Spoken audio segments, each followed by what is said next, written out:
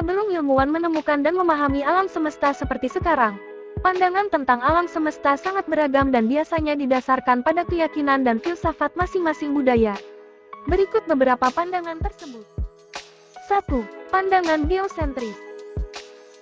Pandangan geosentris adalah pandangan tentang alam semesta di mana bumi dianggap sebagai pusatnya. Pandangan ini sangat dominan sebelum era modern dan merupakan pandangan yang paling umum dianut oleh masyarakat pada masa itu. Salah satu tokoh terkenal yang mempopulerkan pandangan geosentris adalah Claudius Ptolemaeus, atau dikenal sebagai Ptolemy, seorang astronom dan ahli matematika Yunani yang hidup pada abad kedua Masehi. Ptolemy mengembangkan model alam semesta yang dikenal sebagai sistem Ptolemaik atau geosentris. Menurut pandangan geosentris, bumi berada di pusat alam semesta dan semua benda langit lainnya, termasuk matahari, bulan, planet, dan bintang, berputar mengelilingi bumi.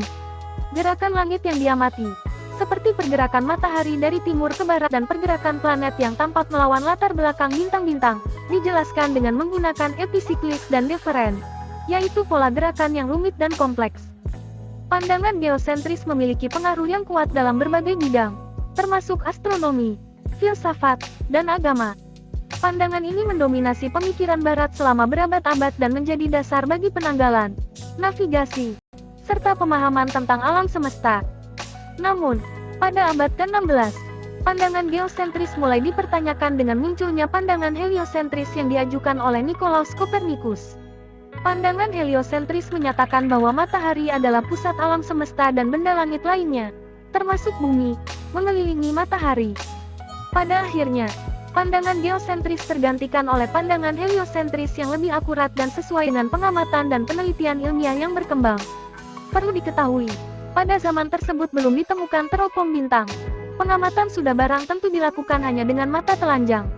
Namun, terlepas mana yang benar, pandangan geosentris memiliki nilai historis dan setidaknya menjadi awal mula dari perkembangan pemahaman manusia tentang alam semesta. 2. Pandangan heliosentris.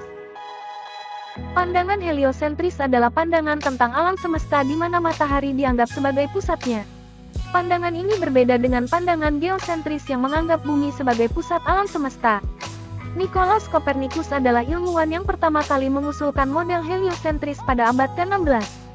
Menurut pandangan heliosentris, matahari adalah pusat alam semesta dan semua planet, termasuk bumi, mengelilingi matahari dalam lintasan yang berbentuk elips. Pandangan heliosentris didasarkan pada pengamatan dan penelitian ilmiah yang menunjukkan adanya gerakan planet dan benda langit lainnya yang lebih mudah dijelaskan jika matahari dianggap sebagai pusat alam semesta.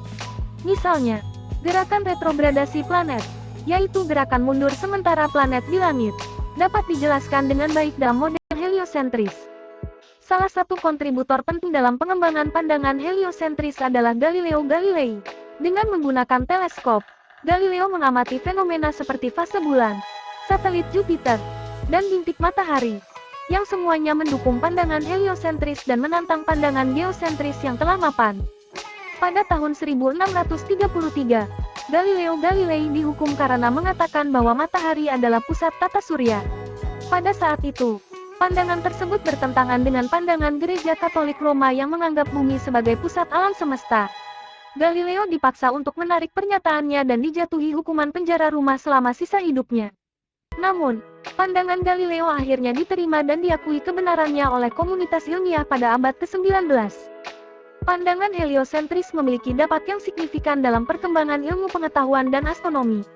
Model heliosentris memberikan dasar untuk pemahaman tentang gerakan planet, perhitungan orbit, dan hukum gravitasi yang dikembangkan oleh Isaac Newton.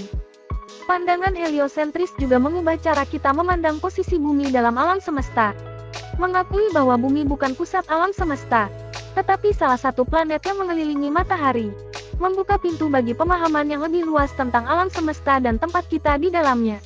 Pandangan heliosentris menjadi dasar bagi ilmu astronomi modern dan telah memainkan peran penting dalam perkembangan pemahaman manusia tentang alam semesta.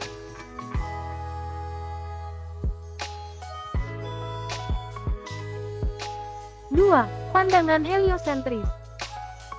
Pandangan heliosentris adalah pandangan tentang alam semesta di mana matahari dianggap sebagai pusatnya.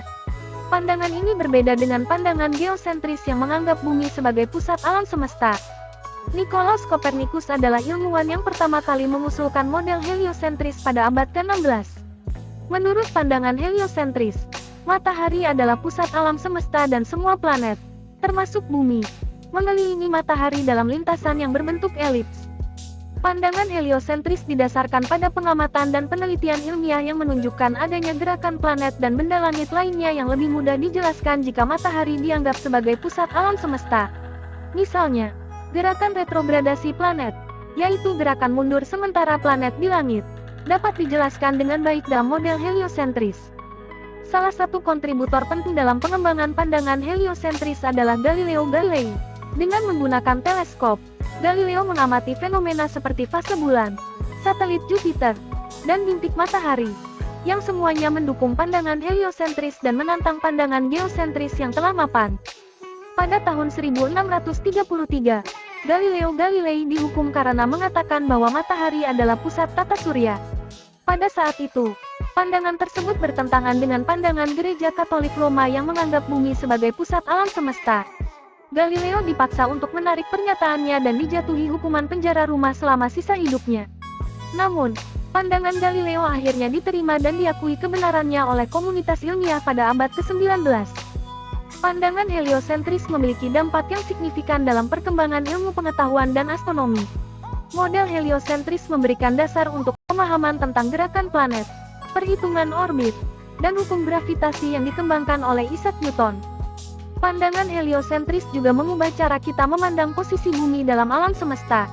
Mengakui bahwa bumi bukan pusat alam semesta, tetapi salah satu planet yang mengelilingi matahari, membuka pintu bagi pemahaman yang lebih luas tentang alam semesta dan tempat kita di dalamnya. Pandangan heliosentris menjadi dasar bagi ilmu astronomi modern dan telah memainkan peran penting dalam perkembangan pemahaman manusia tentang alam semesta.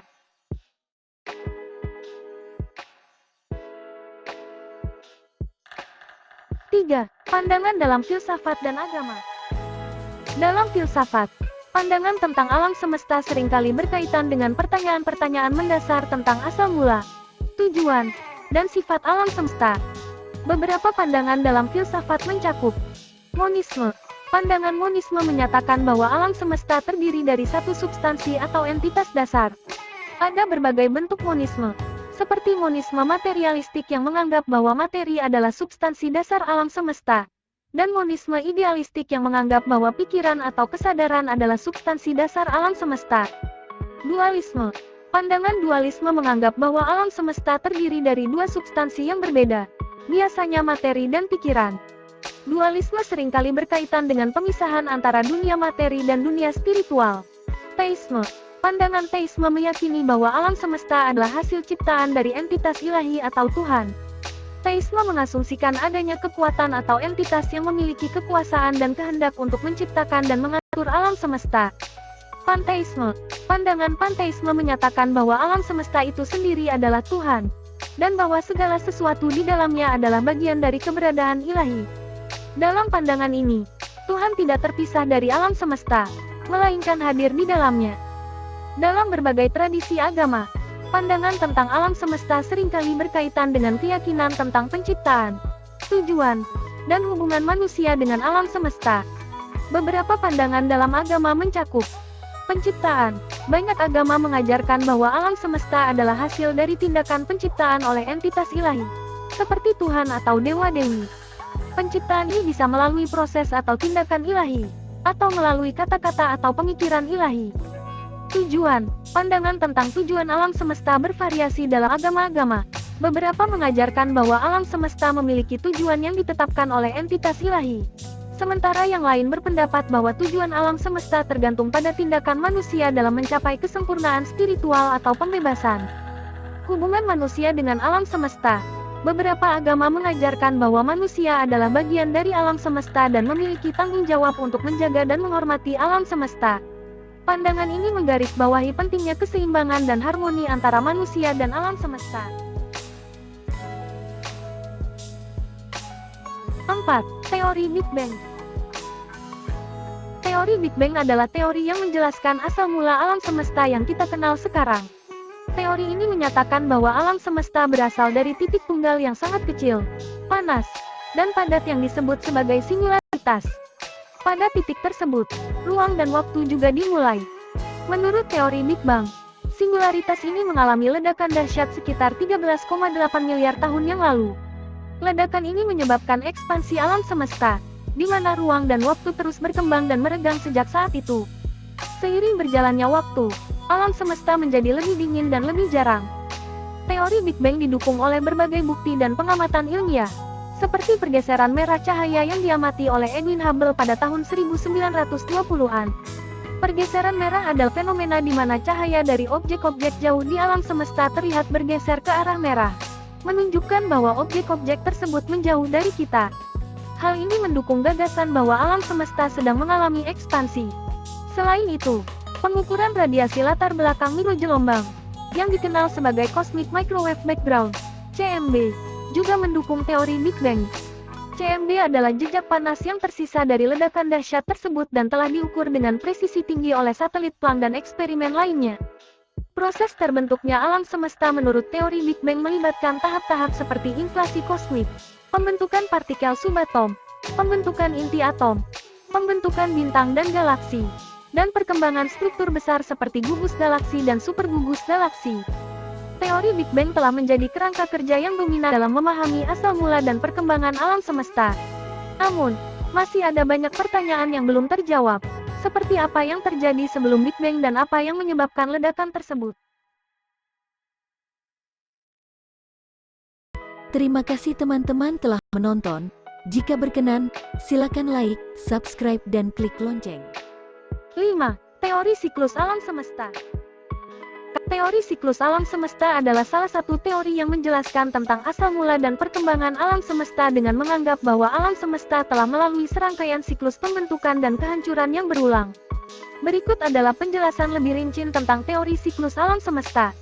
Teori siklus alam semesta mengusulkan bahwa alam semesta mengalami siklus berulang dari fase pembentukan hingga kehancuran, dan kemudian kembali lagi ke fase pembentukan yang baru.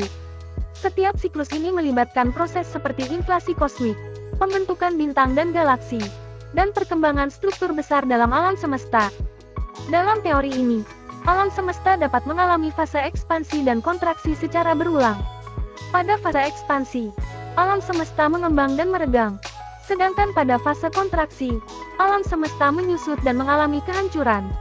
Setelah kehancuran, alam semesta kemudian memulai siklus baru dengan fase pembentukan yang baru.